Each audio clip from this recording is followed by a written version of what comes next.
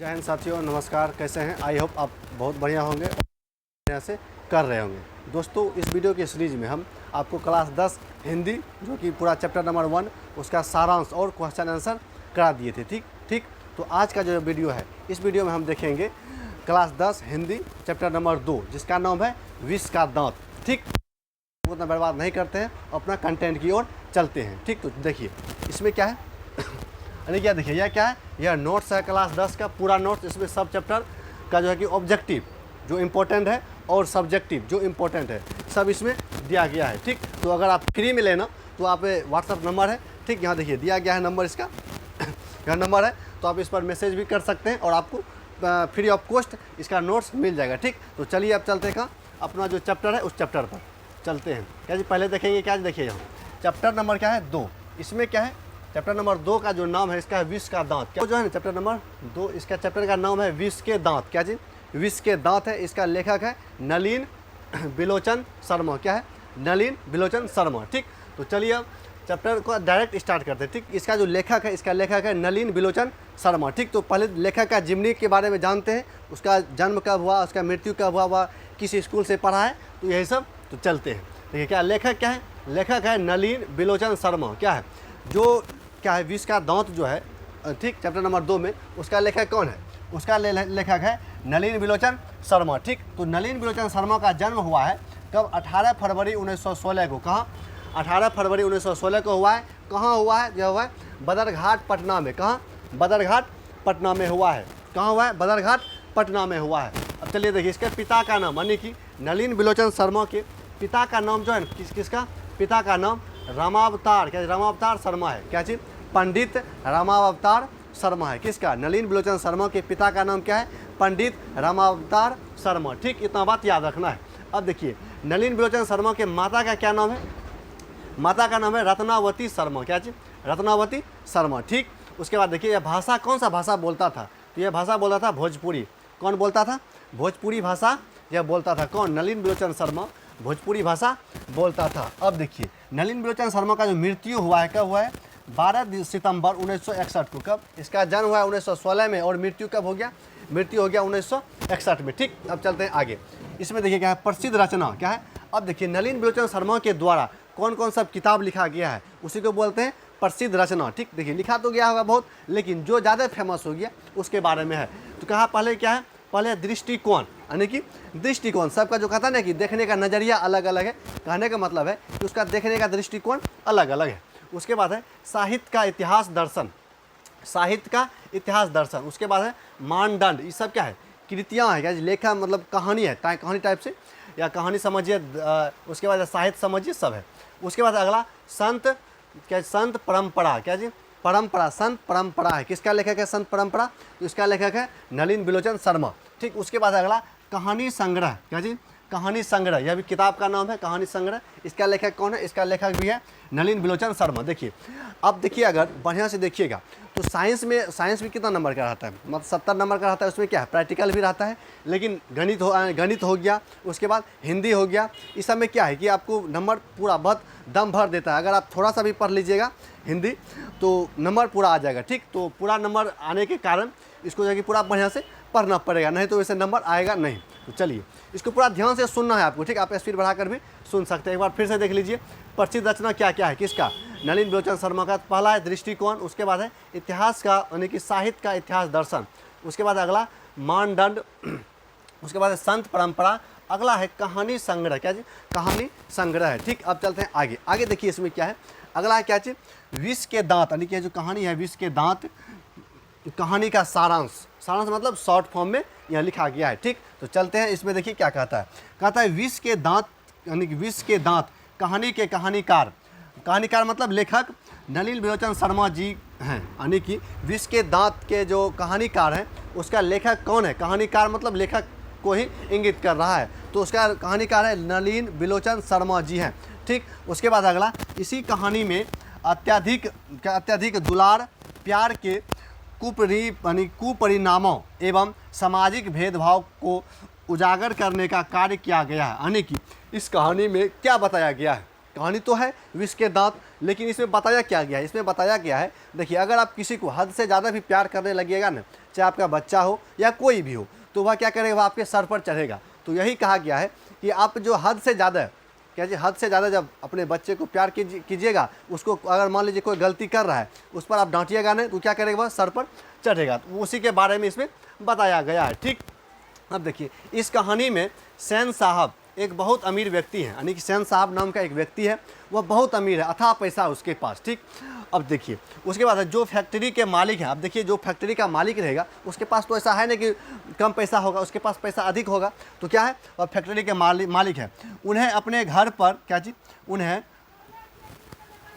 देखिए कहीं न कहीं इसमें मच्छर उच्छर बैठा होगा। ठीक, तो क्या कहता है कि उन्हें अपने घर पर, क्या अपने घर पर काफ़ी घमंड है, यानी कि सीधा सीधी बात है, उन्हें किसको,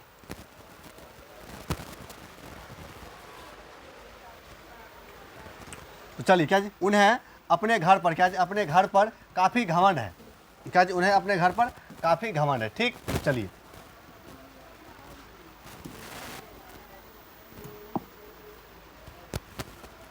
क्या है, उन्हें अपने घर पर काफ़ी घमंड है, यानी कि देखिए फैक्ट्री का मालिक है, पहला नंबर वह फैक्ट्री का मालिक है। उसके बाद जब जो फैक्ट्री का मालिक होगा क्या होगा, उसके पास पैसा बहुत होगा। जब पैसा होगा तो उसके पास घर बंगला सब चीज़ होगा।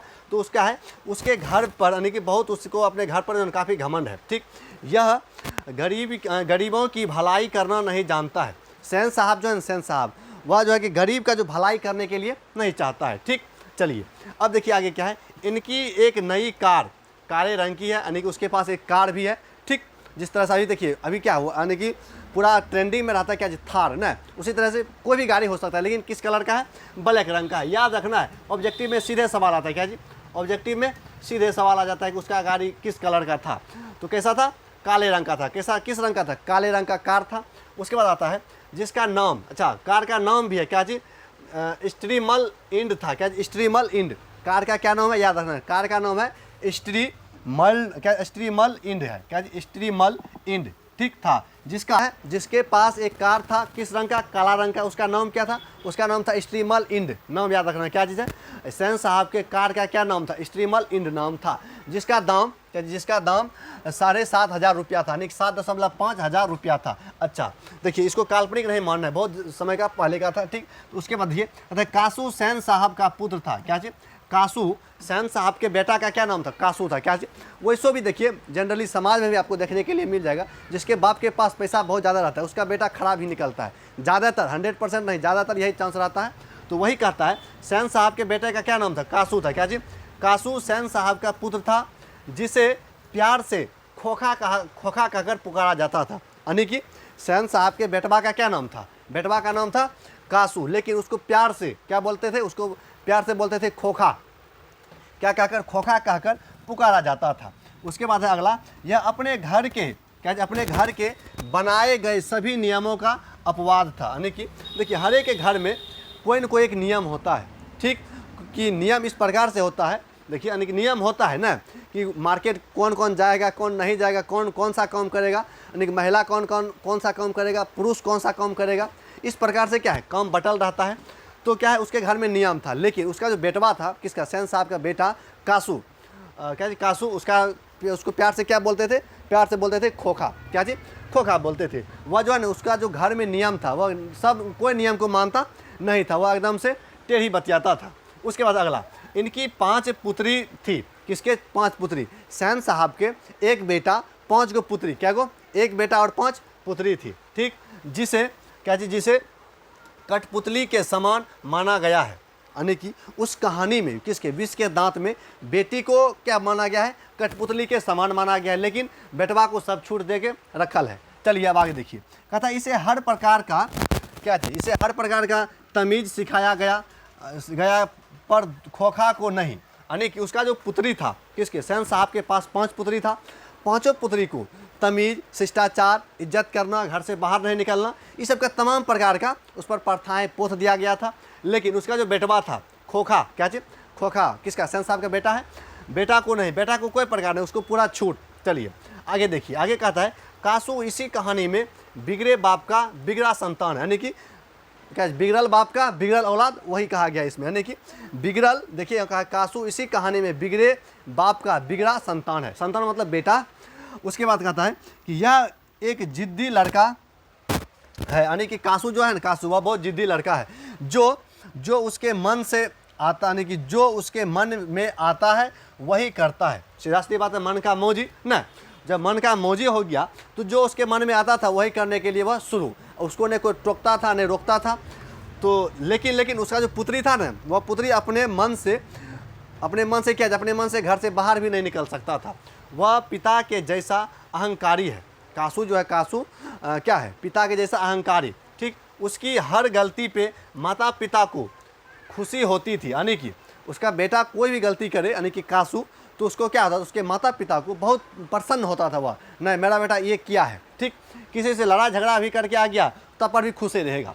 तो मेरा बेटा होता, मतलब होती है, यहाँ देखिए क्या कहा गया है, माता पिता खुशी होती है, उसके बाद मेरे खुशी होती है कि मेरा बेटा आगे चलकर इंजीनियर बनेगा। यानी कि सीधा सीधी बात है, बच्चा में कौन सा गुण रहता है, उसको कुछ भी कार खरीद के दीजिए, खिलौना टाइप से भी वह क्या करेगा, उसको तोड़ फोड़ के फिर उसको सेट करेगा।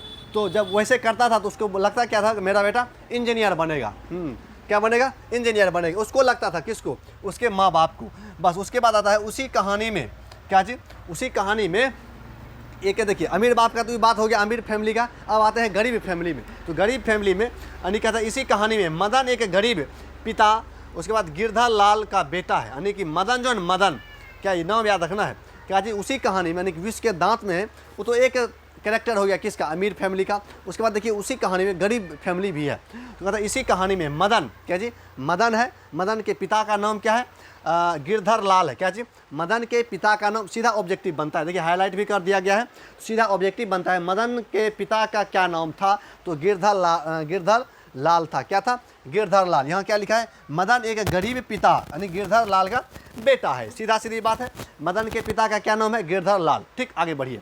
कहता है कि जो बहुत ही ईमानदार और स्वाभिमानी यानी कि गिरधर लाल जो है, क्या गिरधर लाल वह बहुत ईमानदार है और वह क्या है, बहुत ही स्वाभिमान का व्यक्ति है। ठीक, वह किसी को सताता नहीं है।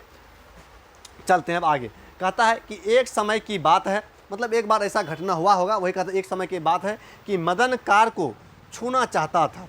यानी देखिए जो गरीब आदमी है वह क्या करता है, अब देखे होंगे क्या जी, जो गरीब सब आदमी रहता है कि वह दीपावली सब में भी वह अपना फटाका नहीं खरीद पाता है, इतना पैसा कम होता है। तो सेम उसी प्रकार का यहाँ घटना है। तो क्या है, सेन साहब के बेटा के पास, कासू के पास कार है, तो लेकिन वही जब मदन है, मदन एक गरीब बाप का बेटा है, यानी कि गरीब बाप का बेटा सही है, तो उसके पास कार कहाँ से आएगा, उसके खाने को तो पैसा नहीं होगा, लेकिन उस कार खरीद पाएगा, नहीं खरीद पाएगा। तो वह क्या सोच रहा है मदन कि हम भी उस कार को छू लें, क्या जी, हम भी उस कार को छू लें। लेकिन अब देखिए आगे क्या होता है। ठीक, जब क्या चाहता है, छूना चाहता है, लेकिन उसी समय सेन साहब के ड्राइवर सोफर ने धक्का मारकर, सेन साहब का जो ड्राइवर, अच्छा कार में तो ड्राइवर भी रहता है, अमीर सब आदमी अपने से कार चलाएगा, नहीं चलाता है, वह क्या रखता है, वह ड्राइवर रखता है। वही कहता है उसी समय, जिस समय मदन ने कार को छूना चाहा, उसी समय उस कार का ड्राइवर का क्या नाम है, सोफर। क्या है, ड्राइवर का नाम है सोफर। आपको याद रखना है ड्राइवर का नाम क्या है, सोफर है। सोफर ने धक्का मारकर क्या कर दिया, क्या धक्का मारकर उसको भगाएगा। जैसे किसी कार को बिना पूछे आप छुइएगा तो क्या करेगा, वह धक्का मार के भगेबे करेगा। तो वही कम हो गया किसके साथ, मदन के साथ हो गया, किसके साथ, मदन के साथ हो गया। अब चलते आगे, यानी कि धक्का मार दिया और वह सड़क पर गिर गया। ठीक, क्या हो गया, कार का जो ड्राइवर था सोफर, किसका, सेन साहब के कार का ड्राइवर का क्या नाम है, सोफर नाम है। सोफर क्या किया, मदन को धक्का देकर क्या कर दिया गया, उसको गिरा दिया गया, मतलब हट जाओ गाड़ी से, छूना नहीं है, छूना मना है। नहीं लिखल रहता है कहीं कहीं इस जगह फलना चीज़ करना मना है, दीवार पर बहुत चीज़ लिखल रहता है, लेकिन फिर भी क्या करता है आदमी, वहीं जाकर करता है। यानी कि दीवार पर साफ साफ लिख देता है बड़े अक्षर में, यहाँ थूकना मना है, लेकिन वहाँ क्या करेगा, अक्सर जाकर वहीं थूकता है आदमी, इतना क्या है। चलिए आगे बढ़ते हैं। यानी कि सड़क पर गिर गया, जिसके संदर्भ में पैर से खून निकल आने लगा। यानी कि जैसे वह धकला तो रोड पर गिरेगा, जब ऑब्वियसली है कि जब रोड पर गिरेगा क्या लगेगा, उसको चोट लगेगा। जब चोट लगा तो ब्लड आना लाजमी है, तो ब्लड आ गया, मतलब ब्लड निकलने लगा। और इसी प्रकार झूठा आरोप लगाकर मदन की पिटाई करवा दी। यानी क्या किया, झूठा आरोप लगा दिया और मदन का कुटाई भी हो गया, दम भर कुटा होगा ना। चलिए, यानी कि पिटाई भी हो जाती है, मदन का पिटाई हो गया। अर्थात इस कहानी में जब कोई गरीब किसी की शरण में रहता है, यानी कि सीधा सी बात है, जब कोई गरीब अमीर के शरण में रहता है या किसी के शरण में रहता है, तो वह किसी गरीब का साथ नहीं देता है। अनेक सीधा सीधी बात कहता है, अर्थात इस कहानी में जब कोई गरीब किसी भी शरण में यानी कि किसी की शरण में रहता है तो वह किसी गरीब का साथ नहीं देता है। ठीक, चलिए आगे देखिए। हालांकि यहाँ जो है ना, जो उसको मारा है मदन को, एक गरीब आदमी से भी मारा है, मतलब कि गरीब आदमी गरीब का साथ नहीं देता है, ये बात ध्यान रखना है। गरीब आदमी किसका साथ देगा? एक अमीर आदमी का ही साथ देगा, चाहे अमीर आदमी कितना भी बड़ा गलत कर दे, लेकिन कुछ होगा जो साथ देगा। लेकिन अधिकतर केस में, ज़्यादा की संख्या में अमीर क्या ही सपोर्ट करता है। तो वही कहा गया इसमें कि जो यानी कि गरीब किसी भी शरण में रहता है तो वह किसी गरीब का साथ नहीं देता है। उस जगह थोड़ा मिस्टेक है। ठीक, चलिए आगे देखिए। कहता है इसी कहानी में कासू और मदन, यानी इसी कहानी विष के दांत नहीं, कासू में यानी इसी कहानी में कासू और मदन के झगड़े का मूल कारण क्या है? लट्टू के खेल को माना जाता है। यानी सीधा देखिए, उसका ड्राइवर क्या किया? सेन साहब का जो ड्राइवर है वह मदन क्या चाहा कि कार को हम छू लें, लेकिन छूने नहीं दिया गया, उसको धक्का मारकर भगा दिया। उसके बाद अगला प्रसंग आता है कि एक लट्टू का आप देखे होंगे, लट्टू जो घुमाता है, खेलता है बच्चा सब, तो वो उसी का इसमें कारण है, मेन कारण। तो लट्टू के खेल को माना गया है क्योंकि मदन को जब गाड़ी छूने नहीं दिया गया, और मतलब नहीं छूने दिया गया, तो उसके बदले धकेल दिया गया। इसी बात को लेकर मदन ने भी लट्टू खेलने से इनकार कर दिया गया। सीधा सीधी बात है। मान लीजिए कि हम आपसे कुछ मांगे, आप नहीं दीजिएगा, तो हम भी आपको नहीं देंगे। सेम टू सेम वही हुआ। क्या किया गया? मदन उसके कार को छूना चाहा, तो उसका ड्राइवर क्या किया? उसको मार के भगा दिया। उसके बाद गिर गया, उसको चोट लग गया। फिर क्या सोचा? मदन सोचा कि चलो, हमको नहीं छूने दिया तो हम भी नहीं देंगे, हमको नहीं खेलने के लिए दिया तो हम भी नहीं देंगे।